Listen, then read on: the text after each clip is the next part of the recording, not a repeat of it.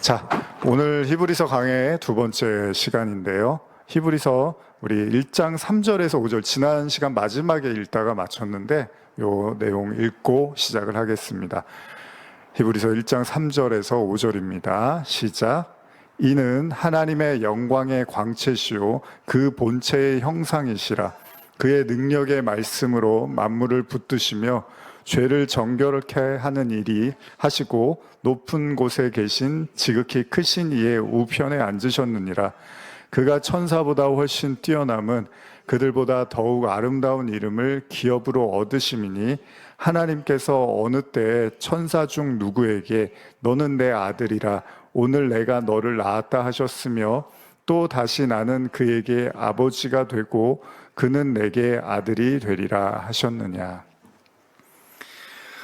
히브리서 말씀 이제 지난주에 이어서 두 번째 시간으로 저희가 말씀을 이제 이어가고 있습니다.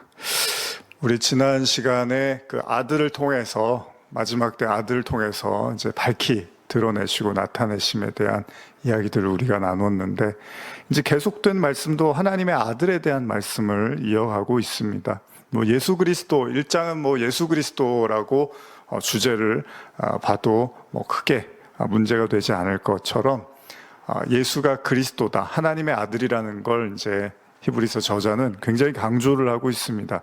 한번 계속 이어가 보면 3절의 말씀 보시면 이는 하나님의 영광의 광채시요 그 본체의 형상이라, 이런 이제 말씀을 우리가 읽었습니다. 그래서 이 내용을 한번 뭐 본체 나오고 뭐 영광의 광채 뭐 무슨 뜻인지 모르시진 않지만 조금 더 이렇게 자세하게 좀 나누면 조금 더 와닿을 것 같아서 제가 한번 주석을 한번 좀 이 부분에 대한 주석을 좀 읽어드릴게요.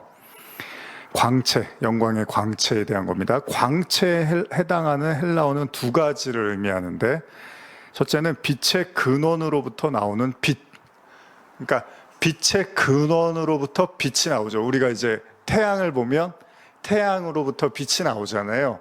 그러니까 다른 태양의 빛을 받아서 비추는 거죠. 그 학교 다닐 때 특히 중학교 때 애들이 장난을 많이 치는데 뭐 이렇게 가만히 수업 듣고 있다 보면 갑자기 눈이 확 부실 때가 있습니다. 그걸 보면 애들이 거울 갖고서 이제 이렇게 햇볕을 이렇게 반사해서 이제 애들 장난쳐서 눈부시게 하고 그런 경우가 있고, 뭐 선생님한테도 이제 선생님 안 보이는 쪽에다가 빛을 이렇게 해서 따라다니게 하거나 뭐 이런 걸 하는데, 빛을 이제 그 빛을 이렇게 발화하는 거죠. 그래서 영광의 광채라고 하면서 빛의 근원으로부터 나오는 빛이라는 표현도 쓰고, 두 번째는 외부에서 빛을 받아서 반사하는 빛이라는 표현도 씁니다. 지금 제가 말씀드렸죠.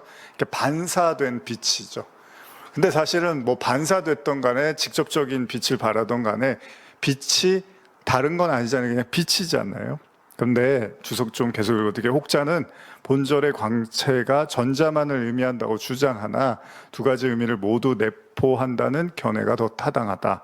신약 성경에서 그리스도께서 빛 자체로 묘사되시기도 하며 동시에 본절과 같이 중보자로서 하나님의 빛을 반사하여 드러내는 분으로 나타내기도 한다.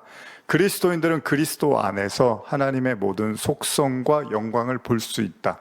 자, 하나님의 영광이 그리스도를 비췄고 그 그리스도의 영광이 또 우리를 비춰서 예수님이 제자들에게 세상의 빛이라고 했어요. 그러면 어떻죠? 여러분들에게도 뭐가 나와야 되는 거예요? 빛이 나와야 되는 겁니다. 그러니까 우리가 태양빛을 받아서 그 뭐 거울로 이렇게 반사하듯이 결국은 빛을 받으면 그 빛을 이렇게 발하게 되는 거죠. 그래서 사실 이제 성도들에게도 그 빛이라고 하시는 거예요. 예수님, 너희도 이제 세상의 빛이라고 하시는 건데, 그러니까 우리가 그 하나님의 영광의 빛을 받았으면 이제 그 빛을 이렇게 비추는 역할을 하는데, 그걸 우리가 이미 이제 말씀을 통해서 나눴지만 세상의 빛이라는 게 뭐죠? 여러분들이 세상의 빛이라는 게 뭐 어떤 의미죠? 우리가 이제 긍정적인 에너지라든지 뭐 희망이나 소망을 주고 뭐 어두운 그늘에 있는 그런 사람들에게 이렇게 도움을 주고 이런 것도 있지만, 이제 우리가 지성소, 성소로 이제 성막으로 이야기를 했죠. 거기 보면 이제 등대가 있죠. 7 등대가 있고 빛이 있잖아요. 그리고 떡상이 있잖아요. 그게 무슨 얘기죠? 떡은 이제 하나님의 말씀, 만나 같은 거예요. 그리고 빛은 이제 그 그 등불을 통해서 이렇게 빛을 비추는 거예요. 그게 뭐냐면 하나님의 이렇게 빛을 비춘다는 게 뭐죠? 예수님이 오셔서 뭘 하셨죠? 하나님의 영광을 나타났어요. 어떻게 해요? 십자가에서 나타냈는데 그 전에는 말씀으로 나타냈죠. 그래서 말씀을 어떻게, 물론 기적도 하시고 이적도 행하셨지만 예수님이 하신 빛은 어떻게 빛을 발하냐면 내 말이 영이라 그러셨단 말이에요. 그러니까 자신의 말로 진리를 밝히 이렇게 드러내셨다는 거예요. 뭐가 진리고 뭐가 거짓이고 뭐가 빛이고 뭐가 어둠인지를 밝히 드러내셨다는 거죠. 그래서 우리가 뭐 그런 예를 많이 들잖아요. 이제 그 옛날에 보면 이렇게 방에 보면 장롱 같은 거 큰 거 있잖아요. 근데 꼭 애들이 놀다가 이제 거기다가 뭐 동전이라든지 아니면 중요한 거 구슬 같은 거 이렇게 들어가요. 그래서 예전에 보면 그 이사하거나 그럴 때 보면 장롱 드러내면 구슬에다가 뭐 사탕에다가 또 동전하고 뭐 1,000원짜리도 들어가기도 하고 막 그런 게 막 거기 있단 말이죠. 그러면 빛이 확 비추면 먼지가 없어지나요? 아니에요. 빛이 비추니까 먼지가 있는 게 나타나는 거죠. 거기 뭐가 있는지가 밝히 드러나는 거죠. 마찬가지로 빛을 비춘다는 건 그런 겁니다. 하나님의 말씀의 어떤 진짜 의미들을 이렇게 드러내는 거예요. 여러분, 우리 병원 이야기 자주 하지만 병원에 가면 어떻죠? 검사를 받잖아요. 여러 가지 검사, 뭐 CT, MRI, 피검사, 혈압, 또 뭐 소변 검사, 뭐 여러 가지 검사를 쫙 해요. 그리고 나서 어떻게 해요? 그걸 통해서 뭐 실제로 이제 CT나 뭐 MRI는 빛이잖아요, 일종의. 그런 걸 통해서 이제 사람의 이제 건강 상태를 보게 되는 거죠. 그걸 비췄다고 해서 그 사람이 건강해지는 게 아니잖아요. 그걸 비춤으로써 이 사람의 실질적인 어떤 모습을 알게 되는 거죠. 건강의 모습, 영적 상태. 그러니까 영적이라는 게 뭐예요? 세상의 빛은 어때요? 제 아이가 이렇게 제가 이렇게 뭐 휴대폰을 좀 바꿀 때가 돼서 이제 바꿨더니 그걸로 이렇게 이제 저를 이렇게 막 확대해 갖고 갑자기 찍었더라고요. 이제 근데 막 피부가 이제 이렇게 막 뭐가 나고 점 나고 막 이런 게 다 보이는 거죠. 근데 그렇게 이렇게 확 비추니까 이렇게 별로 볼품 없어 보이더라는 거죠. 너무 확대를 해버리니까. 그런 것처럼 영적이라는 거는 우리가 이제 영적이다라는 표현을 쓰잖아요. 근데 예수님이 영적이신 분이잖아요. 근데 예수님이 이 땅에 오셔갖고 영적으로 이렇게 세상을 비추셨는데 세상이 뭐라 그래요? 어둠이었다 그러잖아요. 그러니까 영적으로 비췄는데, 근데 그런 세상의 빛은 우리 외관을 이렇게 밝히 드러내는 거죠. 뭐 우리의 옷을 입고 머리가 어떻고, 저도 이렇게 머리가 좀 많이 희끗희끗한데 어쩔 때 제가 거울 보면은 별로 흰머리가 그렇게 흉하지 않은 것 같은데 또 어떨 때는 너무 흰머리가 많아 보이더라고요. 이게 이제 햇빛이나 빛의 반사에 따라서 좀 다르게 보이는 건데, 이 외관적인 모습은 그 빛을 통해서 그 겉모습을 더 이렇게 디테일하게 조명을 하지만 내부적인 모습은 영적으로 봐야지 않은 거라며요. 그러니까 예수님이 빛을 비추셨다는 게 뭐 귀신도 그래서 쫓아내시고 병도 고치시고 뭐 여러 가지 하시잖아요. 근데 그렇게 영적으로 빛을 비추셨다라는 게 뭐냐면 진리를 밝히 드러내셨다라는 거죠. 그래서 하나님의 빛이라는 게 그냥 피상적으로 뭐 빛을 발해야지 이런 게 아니라 말씀의 진의를 가려내고, 그래서 제가 여러 차례 강조했죠.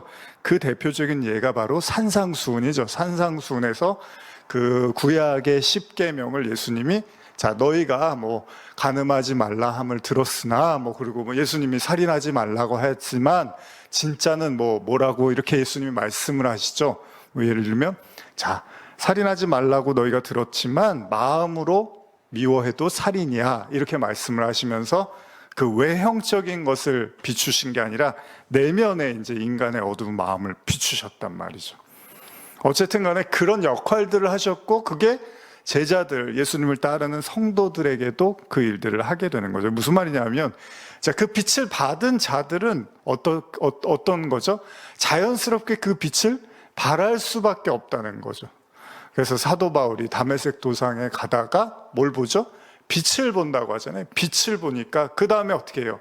바울이 어쩔 수 없이 그 빛을 전하는 삶을 살게 되는 거예요. 그러니까 그거는요, 아주 자연스러운 현상인 거예요. 빛을 받은 자들은 빛을 나타내고 드러낼 수밖에 없다는 거죠. 그래서 계속 좀 읽어드리면 신약 성경에서 그리스도께서 빛 자체로 묘사되기도 하며 동시에 본절과 같이 중보자로서 하나님의 빛을 반사하여 드러내는 분으로 나타나기도 한다. 그리스도인들은 그리스도 안에서 하나님의 모든 속성과 영광을 볼 수 있다. 한 번 더 제가 읽어드렸는데, 계속해서 본체의 형상이시라라는 내용을 보면, 이것도 주석을 좀 보면요, 본체에 해당하는 헬라어는 철학적인 용어로 사물의 하부에 있으면서 그 사물을 존재하게 하는 실제를 가리킨다. 말이 좀 어렵죠. 실제라는 거죠. 실체. 본체는 실체의 거잖아요.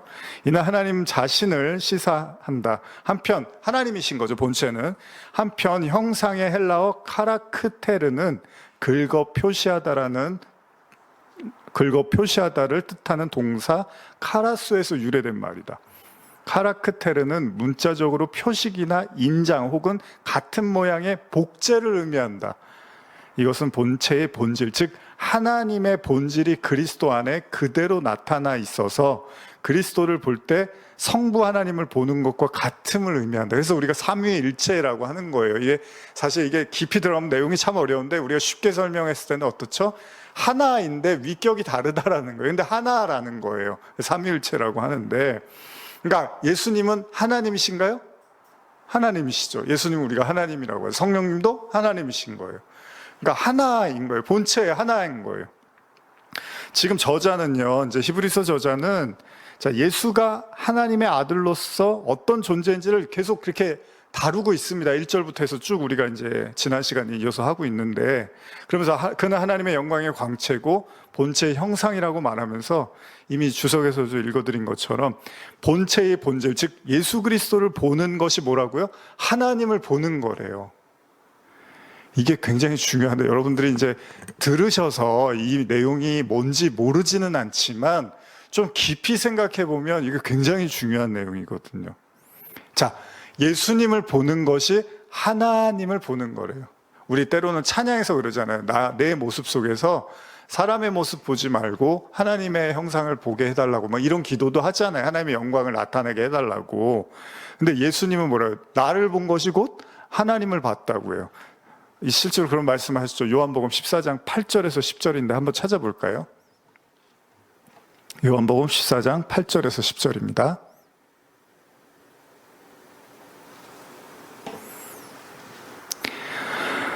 자, 한번 찾으셨으면 읽어볼까요? 시작. 빌립이 이르되 주여 아버지를 우리에게 보여주옵소서. 그리하면 좋게 하겠나이다. 예수께서 이르시되 빌립아, 내가 이렇게 오래 너희와 함께 있으되 내가 나를 알지 못하느냐? 나를 본 자는 아버지를 보았거늘 어찌하여 아버지를 보이라 하느냐? 내가 아버지 안에 거하고 아버지는 내 안에 거신 것을 내가 믿지 아니하느냐? 내가 너희에게 이르는 말은 스스로 하는 것이 아니라 아버지께서 내 안에 계셔서 그의 일을 하시는 것이라. 자, 아시는 본문이죠. 예수님을 3년 동안 따라다닌 제자들이요, 그래도 예수님이 하나님의 아들이라고 주장을 하니까 뭔가 하나님의 그럴듯한 현현을 기대를 합니다. 그런데 예수님이 기적도 하고 이적도 하고 가르침도 하시는데 실제로 하나님을 보여주지는 않더라는 거예요. 예수님도 똑같이 기도하시고 하나님을 부르짖고 찾는데 하나님을 뭐 만난다거나 드러내놓고 보여주시지는 않더라는 겁니다. 그래서 빌립이 어느 날 묻습니다. 하나님 아버지를 우리에게 좀 보여주십시오. 당시 하나님의 아들이라면 우리에게 좀 보여주셨으면 좋겠습니다. 그랬더니 예수님이 아주 의외의 말씀을 하시는 거예요. 그게 뭡니까? 내가 아버지 안에 거하고 아버지가 내 안에 거하기를 곧 나를 본 자가 바로 아버지를 본 거다. 이런 말씀을 해서 굉장히 이제 기대에 못 미치는 얘기죠. 여러분, 우리가 구약에 보면 하나님의 임재나 현현의 말씀들을 많이 본단 말이에요. 그런데 제가 요한일서의 말씀을 여러분과 나누지만 거기서 뭐라 그래요? 하나님을 본 사람은 아무도 없다 그런단 말이에요. 그럼 그 구약에 나타난 하나님의 현현이나 임재를 어떻게 우리가 이해해야 될 것인가라는 또 고민을 할 수 있잖아요. 그럼 그 사람들이 거짓말하느냐? 그럼 그건 아닐 거 아니에요. 그러면 그런 어떤 나타난 눈으로 보여지는 그런 하나님을 본 것은 아닐 수도 있다는 거죠. 상징적인 어떤 의미로서 쓰여진 글들일 수도 있다는 거예요. 그렇다고 하나님의 임재를 경험하지 않은 게 아니라 하나님의 임재를 경험했는데 그걸 이제 글로 어떤 문자로 이렇게 쓰여졌다. 그러면은 그렇지 않으면 요한이 지금까지 하나님을 본 자는 없대 이런 말을 쓰면 안 되잖아요. 그런데 요한이 뭐라 그래요? 그거 한번 구절 찾아볼까요? 우리 요한일서 제가 4장으로 알고 있는데 잠깐만요. 4장 12절 한번. 요한일서 4장 12절 찾으셨으면 한번 읽어보겠습니다. 어느 때나 하나님을 본 사람이 없으되 만일 우리가 서로 사랑하면 하나님의 우리 안에 거하시고 그의 사랑이 우리 안에 온전히 이루어지느니라. 요게 현대어로 한번 읽어볼게요. 우리는 지금까지 한 번도 하나님을 뵌 적이 없습니다. 그러나 우리가 서로 사랑할 때 하나님께서 우리 안에 사시며 우리 속에 있는 하나님의 사랑을 더욱 강하게 만들어 주십니다. 나중에 이래서 로마서에서 바울이 하나님 사랑, 이웃 사랑을 또 하나로 줄이는 게 뭐죠? 이웃 사랑하면 율법을 다 이룬 거다, 지킨 거다라고 이야기를 한단 말이에요. 그러니까 하나님 사랑이 결국 이웃 사랑인데 지금 요한은 뭐라 그래요? 하나님을 본 자는 없다라는 거예요. 그렇게 눈으로 우리가 육신적인 어떤 눈으로 본 것이 아니라 다른 형태로 보기는 봤는데 지금 요한은 뭐라고 하냐면 우리가 서로 사랑하면 하나님이 우리 안에 거하시고 그의 사랑이 온전히 우리 안에서 온전히 이루어진다 그래요. 굉장히 중요한 말씀인데 다시 오늘의 본문으로 오면 예수님이 뭐라 그러십니까? 내가 아버지 안에 거하고 아버지가 내 안에 거하시는 것을 계신 것을 너희가 믿지 않느냐? 내가 너희에게 이르는 말은 스스로 하는 것이 아니라 아버지께서 내 안에 계셔서 그 일을 하는 것이다. 그래서 뭐라 그래요? 나를 본 게 하나님을 본 거야. 그러면 여러분 구약에 많은 선지자들이 있었지만 하나님을 본 게 눈으로 본 게 아니라는 거잖아요. 지금 요한일서의 말씀은. 그런데 예수님 정도면 하나님을 보여줘야 되잖아요. 예수님 정도면은 아들이니까 아버지를 한번 딴 사람은 몰라도 제자들을 몰래 있을 때라도 구름 타고라도 한번 오시는 주님을 보여드려야 되는데 못 보여주셨단 말이에요. 안 보여주셨든 못 보여주셨든. 근데 주님이 뭐라 그러세요? 그러면서 지금 요한일서 사랑이라 그러고 요한복음에서 뭐라 그래요? 내 안에 아버지가 있고 아버지가 내 안에 있어. 내가 아버지 안에 있어. 이런 말을 한단 말이에요. 그러니까 이거를요 제자들이 말장난으로 받아들였을 수도 있어요. 뭐야 보여주시지도 않고 저게 무슨 말이야. 그러면서 심지어는 뭐라 그래요? 나를 본 게 아버지를 본 거지. 그걸 모르겠느냐? 이런다고요 예수님이. 그러니까 제자들은 더 어리중절하고 또 한편으로 어떻게 생각했을까요? 그럼 그렇지. 역시 예수님도 그냥 이렇게 물타기 하는구나, 넘어가는구나, 우리가 하는 말을. 그냥 하나님의 아들이긴 하지만 우리가 생각하는 그런 아들은 아닌가 보다, 이런 생각을 할 수도 있었겠죠. 제가 이 얘기를 왜 드리냐면 히브리서가 1장부터 하나님의 아들을 굉장히 강조하는 이유가, 여러분 유대인 그리스도인, 유대 크리스찬이라면 어쨌든 모세오경을 비롯한 구약에 젖어 있었던 사람이에요. 근데 그들이 회심하고 예수를 믿었다 하더라도 쉽게 그것이 예수가 메시아로 그리스도로 받아들여지는 일이 절대 쉽지 않았을 거라는 거예요. 순간적으로는, 교회도 그렇잖아요. 처음에 세례받고 이럴 때는 사람들이 막 간증하고 내가 주님을 만났어요, 주님이 나와 함께 하시는 것 같아요 하는데 시간 지나면 어떻게 해요? 주님 계신지 안 계신지 잘 모르겠어요. 솔직히 예수가 그리스도인지 잘 모르겠어요. 이런 얘기들이 나온단 말이에요.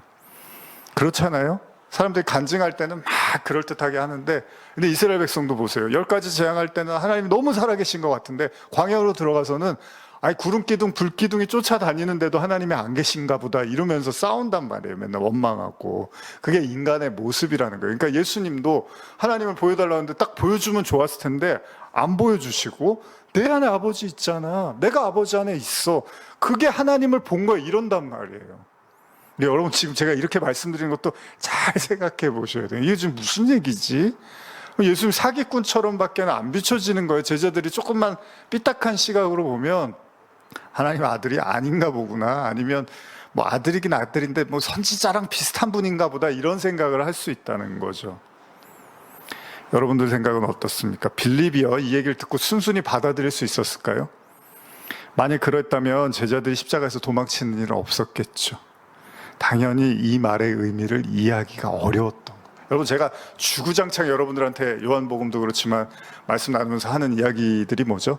내가 너희 안에, 너희가 내 안에, 아버지가 내 안에, 내가 아버지 안에, 이 얘기 계속 제가 굉장히 오랫동안 많이 이야기하잖아요. 이유가 있는 거예요. 그게 무슨 의미인지를 여러분들이 깊이 생각해 보실 필요가 있는 거죠. 우리가 예수님과 하나님과 관련된 말씀에서 또 주목할 구절이 있는데 아까 읽으신 본문의 바로 윗절입니다. 요한복음 14장 5절에서 7절인데요. 이것도 한번 읽어보겠습니다. 시작. 도마가 이르되 주여, 요한복음 14장 5절이합니다. 도마가 이르되 주여, 주께서 어디로 가시는지 우리가 알지 못하거늘 그 길을 어찌 알겠사옵나이까? 예수께서 이르시되 내가 곧 길이요 진리요 생명이니 나로 말미암지 않고는 아버지께로 올 자가 없느니라. 너희가 나를 알았더라면 내 아버지도 알았으리로다. 이제부터 너희가 그를 알았고 또 보았느니라. 지금 뭐라 그럽니까 예수님이? 너희들이 나를 알았으면 아버지도 알았다는 거예요. 그러니까 여러분, 하나님은 직접적으로 알 수 있는 분이다 아니다? 알 수 있는 분이 아니라는 거예요. 그래서 구약의 이스라엘 백성들이 하나님을 아는 것에 실패를 했어요, 계속. 그래서 하나님이 선지자를 계속 보냈지만 그들이 선지자를 계속 거부하고 거절하고 목이 곧고 마음에 할례받지 못한 자들이라고 계속해서 그 따끔한 경고와 심판의 메시지를 들을 수밖에 없었던 거죠. 그러니까 직접적으로 인간이 하나님을 알 수 있는 존재가 못 된다는 거예요. 최소한 우리가 신약을 볼 때만큼은 예수를 통하지 않고는 하나님께 나아갈 자가 없다라는 거죠. 그러니까 구약도 결국 무슨 이야기입니까? 그러면 하나님을 직접적으로 알 수 없었다면 결국 선지자들을 통해서, 하나님이 택하신 선지자들을 통해서 가르치고 말씀을 증거케 하시잖아요.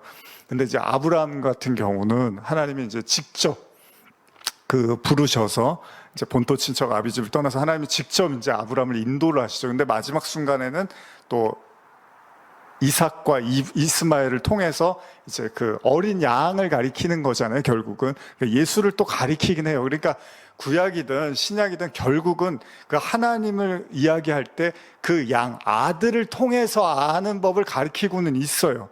선지자들도 결국은 그 메시지를 정하는 거예요. 그래서 예수님이 뭐라 그래요? 제가 이따가 나누겠지만 모든 성경이 다 나를 위해서 쓰여졌다 그런단 말이에요. 자신을 위해서 쓰여졌다는 거예요. 그러니까 예수를 위해서. 그래서 우리가 창세기에 처음 이제 그 창세기 3장에서 아담과 하와의 원죄 사건에서도 그들이 이제 죄를 짓고 도망칠 때 하나님이 어떻게 하죠? 가죽옷을 입혀서 이제 그들에게 이제 은혜를 베푸시는 장면에서도 또 거기도 우리가 원시복음이라고 해서 거기서도 이미 예수 그리스도가 등장을 하고 있어요. 그러다 보니까 우리가 지난 시간에 나눴지만 히브리서 처음 시작할 때도 예수는 언제부터 존재했다고요?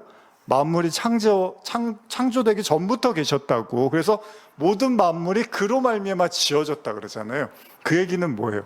그러니까 모든 만물과 피조 세계는, 우리 로마서도 지난 시간에 읽었지만은 피조물도 하나님의 아들들이 나타나는 걸 기다렸다고 하잖아요. 사실 이 말씀들은 어떻게 보면 여러분들이 흥분하고 굉장히 뭐랄까 기쁨으로 받아들일 수도 있는 게, 우리가 예수를 믿는 사람들이니까 여러분과 저의 인생의 목적이 예수를 통해서 하나님을 알아가는 게 우리의 인생의 목적이라는 거예요. 방향이라는 거죠. 그게 되게 중요하니까 히브리서도 시작하면서 아들 이야기로 시작을 하는 거예요. 히브리인들에게 너희가 그 구약의 율법도 알고 신앙의 전통도 가지고 있지만 결국 이 아들을 통해서 이 모든 비밀을 풀어내고 아들을 통해서 진리를 깨닫는 것이 바로 저와 여러분들의 삶이라는 거죠. 그래서 예수님이 내가 길이고 진리고 생명이라 그런단 말이에요. 감히 누가 그런 말을 합니까? 근데 예수님이 그렇게 말씀을 하시는 거예요. 이 말씀은 방금 읽었던 빌립과의 대화 직전에 하신 도마와의 말씀인데, 예수님은 도마와 빌립에게 똑같은 의미의 말씀을 하신다면 무슨 얘기입니까? 나를 본 게 하나님을 본 거라는 거예요. 그러니까 제가 여러분들에게 예수가 그리스도라는 걸 계속 강조하잖아요. 예배의 목적이 뭐라고요? 신령과 진정으로, 성령과 진리로, 예수가 그리스도. 이 얘기를 왜 드리냐면 여러분들이 예수가 그리스도라는 사실, 예수가 누구인지, 예수가 어떻게 우리를 구원했는지, 예수가 담고 있는 진리가 뭔지를 알면 그게 하나님을 만나는 거예요, 여러분. 기도하다가 갑자기 입신이 들려서 어디 천국을 갔다 오고 이런 게 중요한 게 아니라, 여러분이 그 예수를 통해서 그 예수의 내용을, 예수 그리스도라는 메시아의 내용을 깨달아갈 때 그게 아버지를 보는 게 하나님을 만나는 거예요. 그러면 지성소로 우리가 들어갈 때 하나님을 만난다 그러잖아요. 자, 성막에서 성소를 넘어서 지성소로 갈 때 하나님의 임재를 본다 그러잖아요. 뭐 어떻게 봅니까? 임재를 뭐 어떻게 봐요? 그러니까 그거를 풀어서 신약으로 쓴 게 그 말씀으로 여러분들이 예수가 하신 말씀의 진짜 의미를 깨달아가면 그게 하나님을 만나는 거예요. 제가 오늘 이제 그 이사야 말씀, 이사야 6장이죠. 예전에 많이 나눴던 이사야가 그 기도하는 가운데서 하나님의 임재를 막 이렇게 경험하는데 뭐라 그럽니까? 화로다 망하였도다 그런다고요. 그 영화로운 하나님의 임재 속에서 화로다 망하였도다 그런다고요. 아니, 하나님이 임재했는데 왜 망합니까? 그런데 뭐라 그래요? 아, 내가 입술이 부정한 사람이다라는 걸 이제 깨닫게 되면서, 아유, 나는 이제 이 입술로 부정한 백성 중에 거하니까 나는 멸망당하겠구나라고 생각을 하는데, 그때 천사가 그 이사야의 입술에 부젓가락을 대면서 죄를 사해주는 말씀들을 우리가 알고 있죠. 이사야 6장에. 자, 그런 거예요. 하나님의 임재라는 거는, 아, 내가 쉽게 설명드릴게요. 아, 내가 이 알고 있었던 이 알량한 지식과 알량한 그 말씀에 대한 이해가 잘못된 것들이었구나라는 걸 깨달아가는 거죠. 그래서 이사야가 하나님을 보자마자 난 죽었다. 난 잘못 알고 있었네. 잘못 배웠네. 여러분, 예수님이 신약에 오셔서 유대인들과 각을 세웠던 이유가 뭡니까? 유대인들이 그 오랫동안 구약의 율법을 정통했다고 믿었는데 예수님이 와서 판을 다 깨버린 거예요. 오늘날도 마찬가지. 이렇게 제가 말씀을 전하면 내가 알았던 거하고 다르면, 물론 뭐 그게 옳으면은 제가 틀리고 그게 옳으면은 그건 뭐 제가 고쳐야 되는 거겠지만, 그게 아닌데 이게 진짜인데, 이게 정말 하나님의 말씀이 지시하는 건데 오랫동안 잘못 알아온 걸 가지고서 그거를 내가 아는 거하고 다르네 그러면서 그것들을 받아들이지 못하는 경우들도 많이 있단 말이죠. 근데 예수님이 그렇게 했단 말이에요. 말씀을 막 비췄더니 유대인들이 우리가 아는 거랑 달라. 우리가 믿는 거랑 달라. 너는 우리가 아는 하나님이 아니야. 그럼 너는 뭐야? 바알세불, 귀신이네, 사탄이네 그런다고요. 그때 예수님이 뭐라 그래요? 성령 해방하면 영원히 사함을 못 받는 거야. 그 얘기가 뭐예요?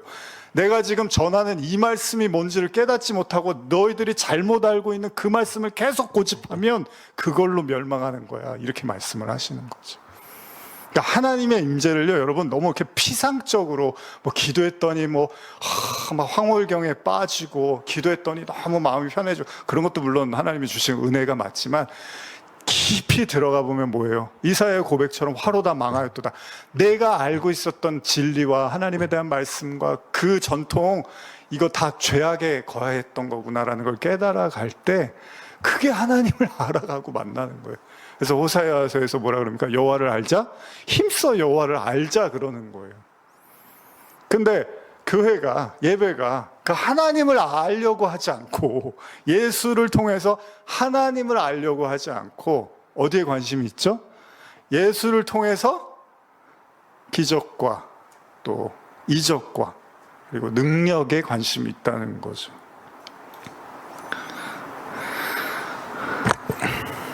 예수를 통하지 않고는 하나님께 나갈 수가 없습니다. 그러니까 예수를 왜 믿는 거예요?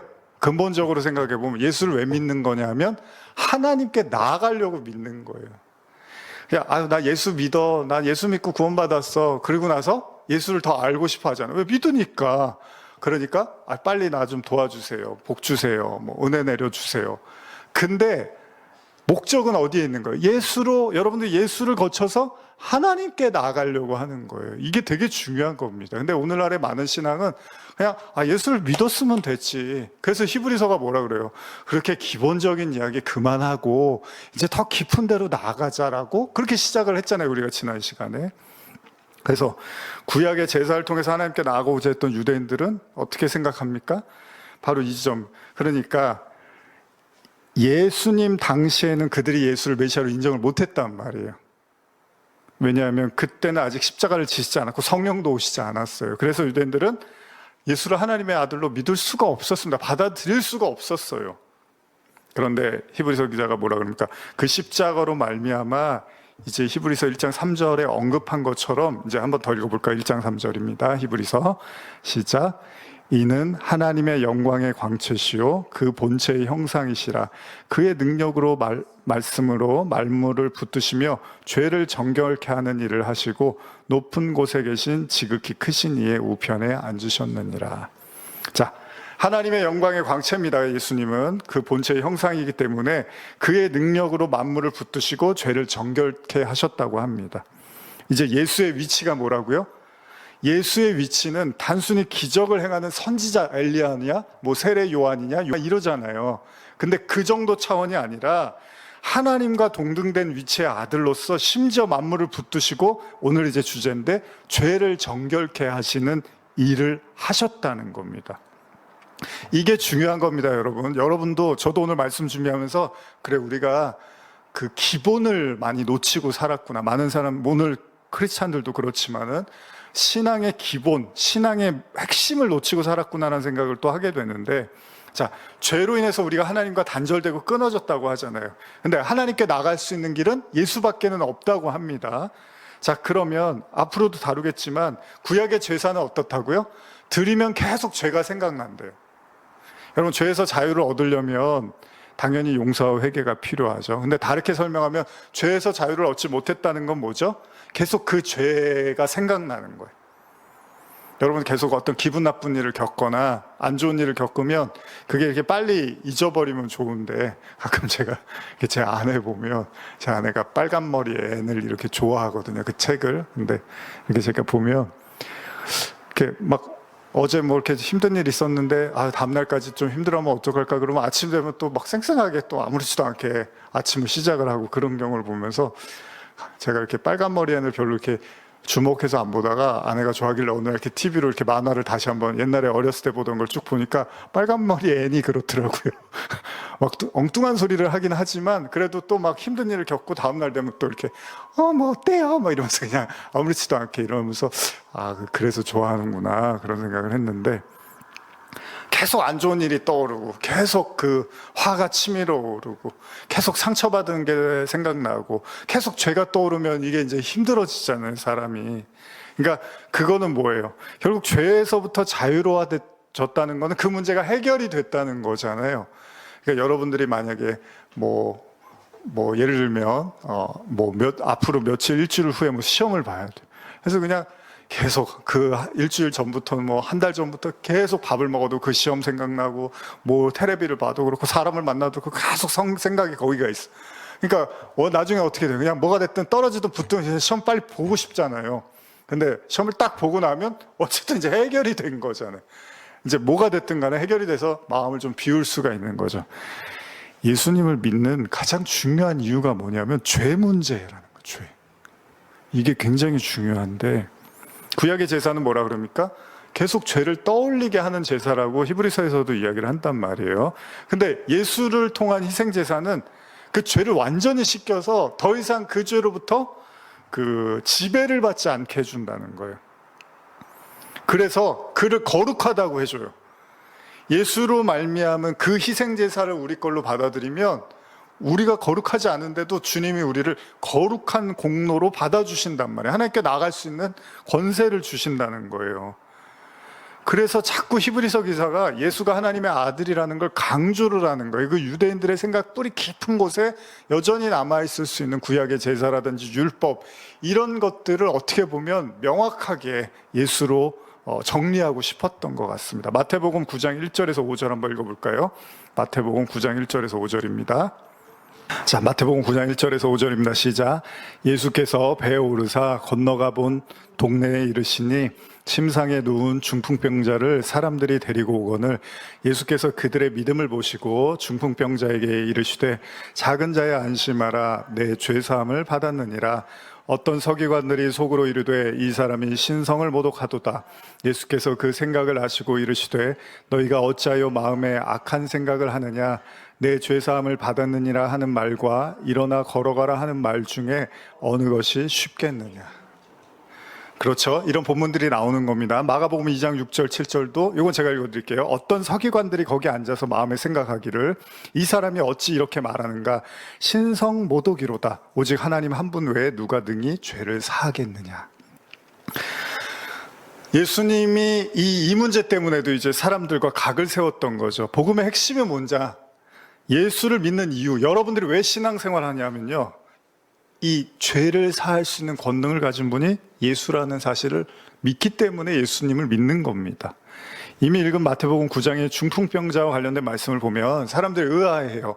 중풍병자가 나왔는데 예수님이 병자를 치료해 주면 좋은데 먼저 죄를 사해 주시겠다는 말씀을 하십니다. 그러니까 사람들이 인간 예수가 죄를 사한다는 것도 이제 왜 하나님의 권세를 대신 자기가 뭔데 말하느냐고 하면서 신성모독이라고 말을 하죠. 그리고 이런 사람들의 마음을 아시는 예수님이 또 그렇게 말씀을 하세요. 야, 그러면 일어나 걸어라 하는 거하고 죄를 사했다는 거하고 어느 말이 더 어렵겠느냐, 어느 게 더 쉽겠느냐, 이런 말씀을 하시는 거예요. 마가복음 2장도 마찬가지죠. 오로지 하나님만 죄를 사할 수 있는데 네가 뭔데 죄를 사하겠느냐, 이런 말을 하냐는 거예요, 사람들이. 자, 우리는 이 지점에서 쉽게는 단순한 기적보다 훨씬 더 중요한 예수의 권세가 있다는 사실을 인지해야 된다는 거죠. 여러분과 제가 예수를 왜 믿느냐? 죄를 사함받기 위해서 예수를 믿는다는 거예요. 물론 예수님을 믿고 이 삶에서 복을 받고 이런 것도 당연히 주시겠죠. 하나님은 있어야 될 걸 다 아시니까. 그러나 본질적으로는 하나님과 끊어진 구원받을 수 없는 우리가 예수로 말미암아 그 죄를 사함받았다는 거죠. 근데 문제는 뭡니까? 사람들의 관심은 뭐죠? 병이 낫고 깨끗이 치료함 받는 거에 관심이 있습니다. 뭐 이건 부인할 수 없습니다. 뭐 저도 다 그런 생각을 갖고 있어요. 그러기에 죄를 사했다는 예수의 말씀은 하나님의 권세라고 말하면서 부정하려고 하죠. 예수의 말씀이 아니라 그거 하나님만 하는 건데 네가 뭔데 그런 말을 하냐는 거예요. 동시에 그 말에는 별 관심이 없거나, 그러니까 예수님이 죄를 사했다고 했을 때 사람들은 중풍병자가 나을 거를 기대를 했을 거예요. 근데 죄를 사한다고 했으니까 별로 관심이 없거나 아니면 별 효력이 없는 말이라고 생각하는 게 무슨 얘기냐면, 죄를 사했어 그러면 그래서요, 뭐 어쩌겠다고요. 그게 나하고 무슨 상관이에요. 난 지금 병이 났는데, 나는 지금 가난한데, 나는 지금 아픈데, 나는 지금 실패했는데, 나는 지금 아무것도 가진 게 없는데 그 죄를 사해줬다는 게 나한테 무슨 얘기예요? 마치 되게 배고픈 사람한테 길거리에서 하나님이 당신을 구원하시고 사랑하십니다 그러면, 아니 밥이나 주고 떡이나 주고 그런 얘기를 하죠. 이런 거하고 똑같은 거 아니에요. 지금 나 아파 죽겠는데 죄를 사한다는 게 그게 무슨 말이냐는 거예요. 만약에 여러분들이 매우 큰 고통에 있는데 주님께서 병을 고쳐주는 게 아니라, 그래 네가 나한테 간절히 기도해서 내가 너의 죄를 사했다라고 말씀하신다면 여러분들은 어떻게 들으시겠습니까? 감사합니다 그럴까요? 제일 좋은 건 뭐죠? 죄도 용서하시고 병도 낫는 거겠죠. 근데요, 그 중에 한 가지만 허락하신다면 여러분들은 어떤 걸 선택하시겠습니까? 이게 가벼운 질문 같지만 우리가 쉽게 사실 대답하기가 쉽지 않을 수 있어요. 여러분들이 너무 질병 때문에 고통스러워하는데 하나님이, 자, 내가 너의 죄를 사해 줄까? 아니면 죄는 그대로 있되 병을 고쳐줄까? 쉽지 않은 겁니다, 사실. 물론 많은 사람들이 아마 질병의 치료를 택할 거예요. 근데 하나님은 때때로 인간의 고통을 해결하는 것보다 먼저 인간의 죄 문제를 다루시는 경우들이 종종 있습니다. 이 얘기하고 이제 제가 좀 마무리를 하려고 하는데, 그러니까 하나님의 목적이 인간의 질병 치료가 아니라 죄를 더욱 집중해서 다루기를 원하시고 이를 통해서 어떤 구원의 사역을 이루어 가시는데 목적이 있는 경우가 있다는 거죠. 그 예로서 우리가 다룰 수 있는 게 바로 고린도후서 12장에 제가 자주 언급하는 바울의 사단의 가시입니다. 이걸 제가 현대어 성경으로 한번 읽어드릴게요. 고린도후서 12장 6절에서 9절인데요. 제가 한번 읽어드릴게요. 한번 잘 들어보세요. 내가 비록 이런저런 자랑을 한다 해도 그것이 모두 사실이니 어리석은 자가 되지는 않을 것입니다. 그러나 사람들이 나를 내 생활과 설교에서 실제로 보고 들은 것 이상으로 과장할까 싶어 그만두겠습니다. 다만 이 말을 덧붙여두고 싶습니다. 하나님께서는 내가 그 놀라운 경험 때문에 교만해질까봐 내 몸에 가시로 찌르는 것 같은 병을 주셨다는 사실입니다. 그 병은 사단의 사자가 되어 내가 교만해지지 않도록 나를 괴롭히고 고통을 주었습니다. 나는 그 병에서 회복되기를 3번이나 간절히 하나님께 빌었습니다. 그때마다 하나님께서는 이렇게 말씀하셨습니다. 안 된다. 그러나 내가 너와 함께 있으마 내게 내리는 은총은 그것으로 충분하다. 내 능력은 약한 사람에게서 가장 잘 나타난다. 이제 나는 내 약한 것을 기쁘게 자랑합니다. 나의 힘이나 능력을 나타내 보이기보다는 그리스도의 능력을 생활로 증거하는 것을 기쁘게 여기고 있습니다. 자, 하나님은 바울에게 사단의 가시라는 극단적 방법을 통해서 극심한 고통을 줍니다. 극단적으로 극심한 고통을 주십니다. 그러기에 바울 역시도요, 얼마나 여기서부터 빠져나가고 싶었는지 모릅니다. 그래서 간절히 기도했죠. 그런데 돌아온 대답이 뭡니까? 병의 회복의 약속이 아니라 자신이 교만할까봐 죄를 짓지 않도록 그 고통과 약함 속에 머무르게 하시겠다는 거예요. 아울러서 하나님은 이런 바울의 약함을요, 들어서 하나님의 그 약한 자들을 위해서 쓰시겠다고 말씀을 하세요. 인간은 약한데 하나님은 강하시다는 걸 바울을 통해서 들어 쓰시겠다고 말씀을 하세요. 이게 하나님의 계획이래요. 바울이 기도했더니 깨달은 계획이었어요. 무슨 이야기입니까? 물론 이 본문은 죄사함의 내용은 아닙니다. 그러나 하나님의 관심이 단순히 병의 치료나 회복보다 더 중요한 무언가를 다루시고 계시다는 거예요. 그리고 예수님은 바로 그런 자신이 그런 죄를 사하는 권세를 가졌다고 합니다. 그러니까 지금 제가 여러분께 말씀드리는 건 예수님이 가진 가장 중요한, 우리 예수님과 우리의 관계에서 가장 중요한 구원은 뭡니까? 바로 예수님을 통해서 죄를 사함받는다는 겁니다. 분명 당시 사람들은 예수가 이런 신성모독, 죄를 사한다고 하니까 신성모독을 저지르는 것이라고 여겼지만 예수는 바로 하나님의 아들이시고 하나님의 권세를 가지고 있는 그 동등한 자임을 선포를 하시는 거죠. 여기서 이제 좀 마무리를 해보려고 합니다. 자, 예수 그리스도, 오늘 이제 주제로 좀 마무리를 하자면 예수님의 가장 중요한 권세, 능력, 하나님의 동등됨은 바로 우리를 향해서는 죄를 사하시는 권세가 있다는 거. 그러니까 이 히브리서 말씀을 뭐 여러 가지 각도에서 볼 수 있지만 어쨌든 여러분 생각해 보세요. 그 당시에 유대 크리스찬들이 핍박을 받을 때 당연히 기적이나 도움이나 하나님의 어떤 그 현현을 원했을 거예요. 근데 히브리서 기자는 그런 가운데서 본질을 이야기하고 있습니다. 하나님의 영광의 광채라든지 본체이신 예수님을 이야기하면서 너희가 구원받았다는 거, 너희가 하나님의 자녀가 됐다는 것의 본질이 뭔지 아냐? 너희가 하나님의 아들 예수를 통해서 너희가 그 하나님께 나아갈 수 있는 권세를 얻었고 바로 그 권세가 너희의 죄를 사함을 통해서 가능해졌다라는 거죠. 근데 오늘날 우리의 오늘날 신앙을 생각해 보면 사실은 이렇게 그 죄의 문제라든지 구원의 문제에 우리가 관심을 돌리지 못하면 사실 우리도 계속해서 하나님께 우리의 어떤 현실의 문제에 이렇게 급급하고 매달릴 수밖에 없어요. 근데 부정할 수는 없어요. 저도 그렇게 기도하고 여러분들도 그렇게 기도를 하고 있습니다. 그러나 복음의 현 주소, 뭐 바울이 뭐 항상 기뻐해라, 뭐 쉬지 말고 기도해라, 범사에 감사하라 이런 말을 했던 건 그 본질적인 측면에서의 구원을 다루고 있는 거죠. 그러니까 여러분들이요, 어려움이 너무 많고 힘든 일이 많으니까 참 신앙이 있어도 기쁘지가 않아 이런 생각을 우리가 할 수 있는데 조금만 여러분들이 시선을 이렇게 좀 바꿔서 정말 그 말씀 안으로 깊이 들어가 보면 저와 여러분들은 하나님께 나아갈 수 있는 권세를 받은 자들이에요. 그리고 죄를 사함받은 예수 그리스도로 말미암아 죄 용서를 받은 자들이라는 거죠. 근데 그런 것들이 오늘날 내가 죄가 있나? 그렇게까지 내가 막 죄 때문에 힘들어할 일도 없고 그런 잘못도 한 적도 없고 이런 생각을 하니까 사람들이 그 죄를 사해 주시고 구원받은 거에 대해서 별로 그렇게 감격할 일이 없는 거예요. 요즘 이제 제가 우리나라 교회 모습을 보면서 많이 떠나고 있잖아요. 이제 다음 세대들은 거의 이제 더 어려워졌어요.